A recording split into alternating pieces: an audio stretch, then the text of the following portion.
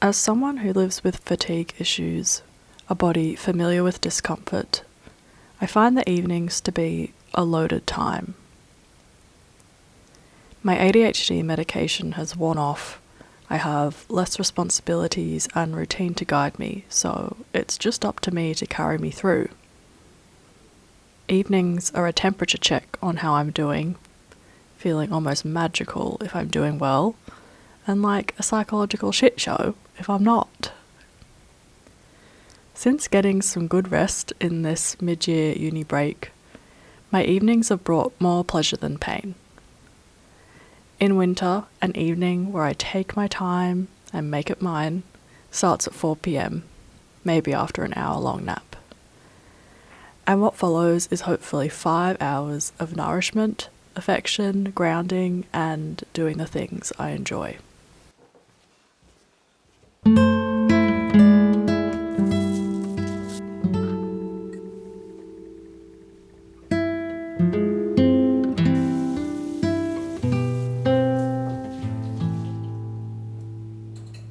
For those feeling disconnected from the rest of the world for whatever reason, be it chronic illness, mental health, grief, neurodivergence, or burnout, evenings carry the opportunity to feel normal again. The world outside is winding down, many people are returning home, domestic hibernation is normalised, tiredness made socially acceptable, and society's expectations of individuals lower. While of course there are exceptions, I know for me it can bring about a sense of collective body doubling and a release from being judged for my output. This gentle reprieve and pressure from myself and the outside world has at times resulted in small lifts in energy during a flare-up and a calming of physical symptoms. And I think evenings can be that powerful.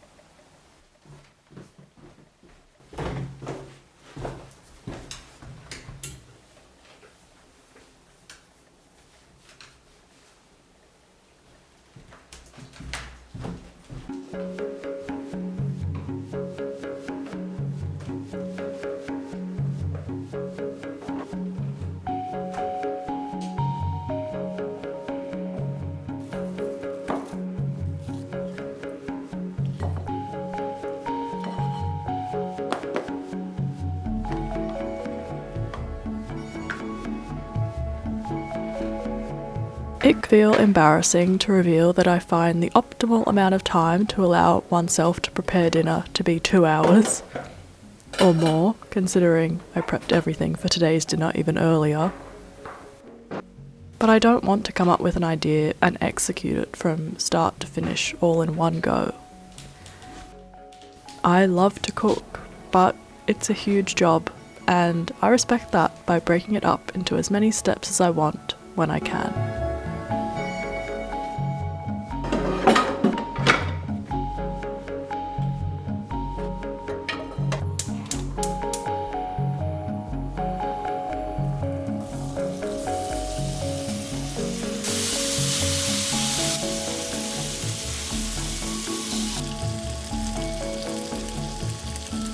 I buffer other tasks in and around it to fill the idle time of my Greek-style tofu slowly browning in the pan.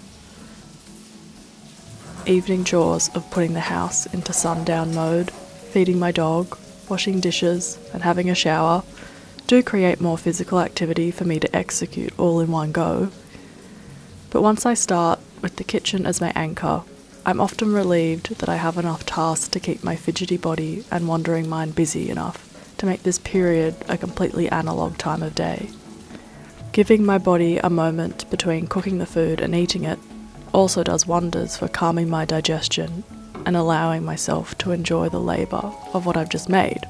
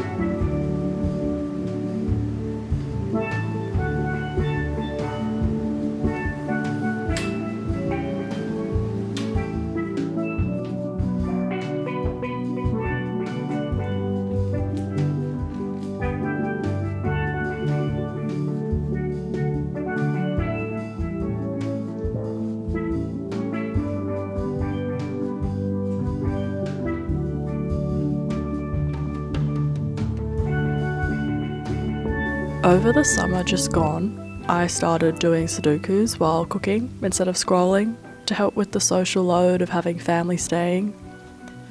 It gave me something to be engaged by whilst tapping in and out of conversations happening in the background, and it's continued to be the best mindful but stimulating activity to do in idle time before others are ready to eat, or while something is heating on the stove.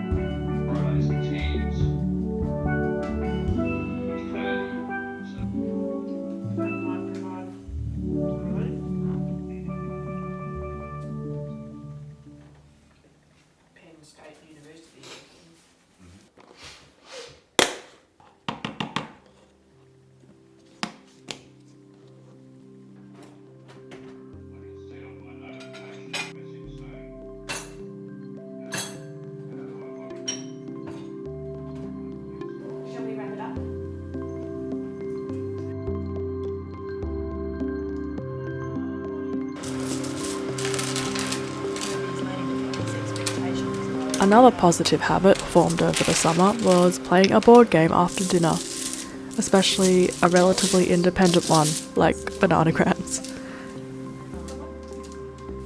It's been great for connecting with others who have different lives, interests, and are tired after a long day.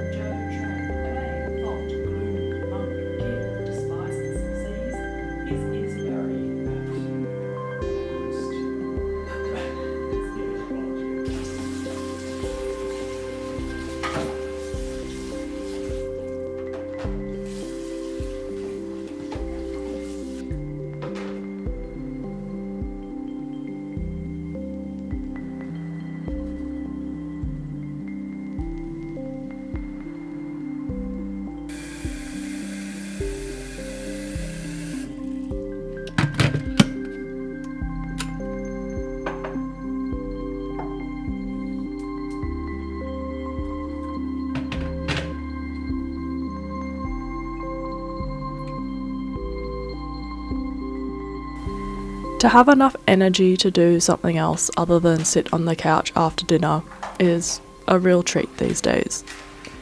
When I do, I love to do what I'm calling kitchen chores. That is something that will help my future self.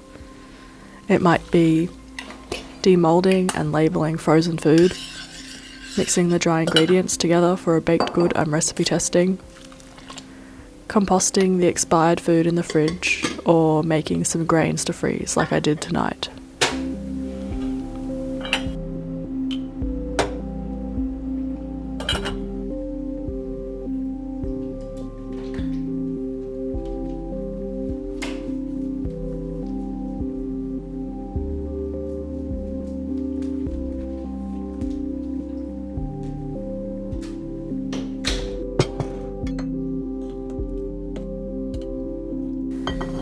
Something else I like to do to break the habit of scrolling in the evenings is my fail-safe practice of a brain dump, which is frankly my cure-all for most things in life.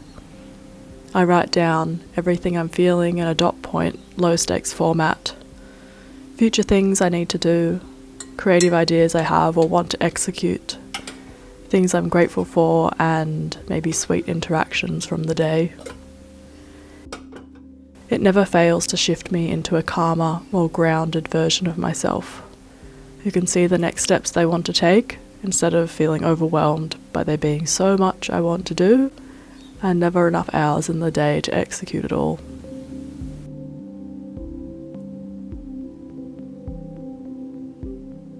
I think allowing myself some screen time is more realistic than banning it completely in the evenings for me right now. I encourage myself to pursue more intentional engagement, like only watching one creator's content or watching content on a certain topic, instead of getting lost in the sea of whatever the algorithm serves up and feeling that gambler's dopamine hit whenever something of interest is served my way.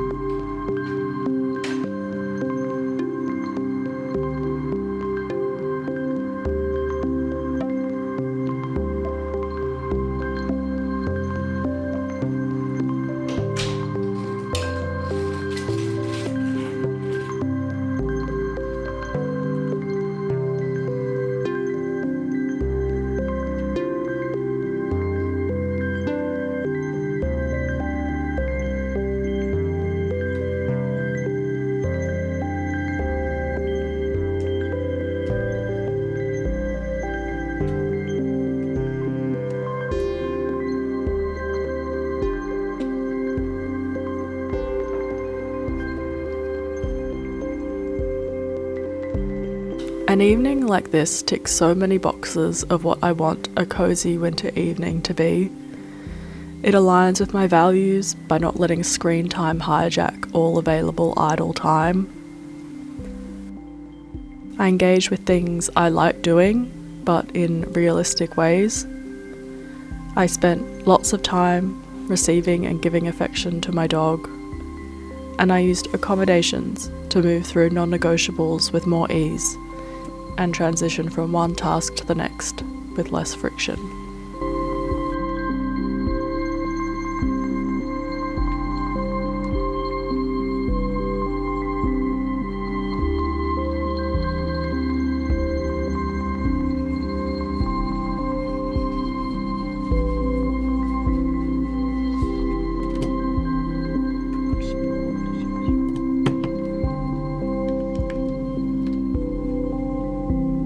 If you liked the ideas mentioned in this video, I recommend these previous videos of mine for more ideas on making your days work best for you.